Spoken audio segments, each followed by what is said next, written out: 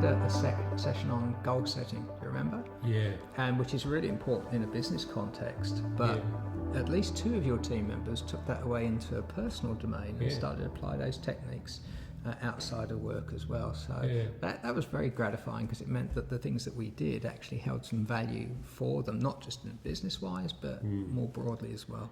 Yeah, that's right. And, I think that was around sort of the SMART goals, educating them about SMART goals, which was relating to the business, because you need to be specific about the goals that you want to set. Otherwise, I love the concrete Example where it wasn't very clear to start with. Do you remember that one? I do remember that's actually in the book. Yeah. So I go through an exercise where I tell people about SMART goals, and then we go through an exercise of applying it.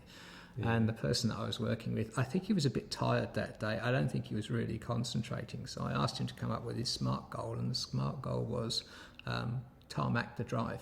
That was his SMART goal. So I suggested, well, perhaps we tarmac next door neighbours. No, not the next door neighbours. I'll tarmac my drive. So, okay, he's going to tarmac his drive at his home. Okay, so when do you want to do that? We'll do it in 2 years' time? No, I want it done this year. Okay, so his SMART goal became tarmac his drive this year. So I said, is it okay if we do it on the 24th of December? No, it's Christmas Eve, for God's sake.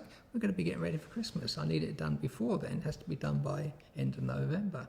So now we're going to tarmac his drive by the end of November, 30th of November, this last year, I think it was. Okay, so if we do it in pink, is that okay? No.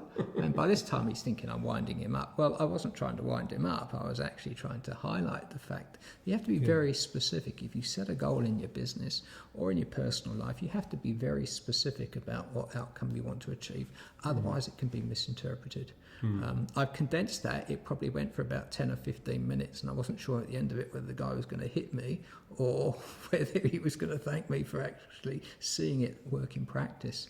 Doubling your profit in 2 months is almost impossible. Doubling it in 10 years is probably underdoing it. Yeah. So the time frames matter a lot as well. I always tell you, I told him what I wanted him to do. Yes. And then you go, yeah, but did you tell him when you wanted it done by? And I'm like, no, but he should know that I want it done straight away.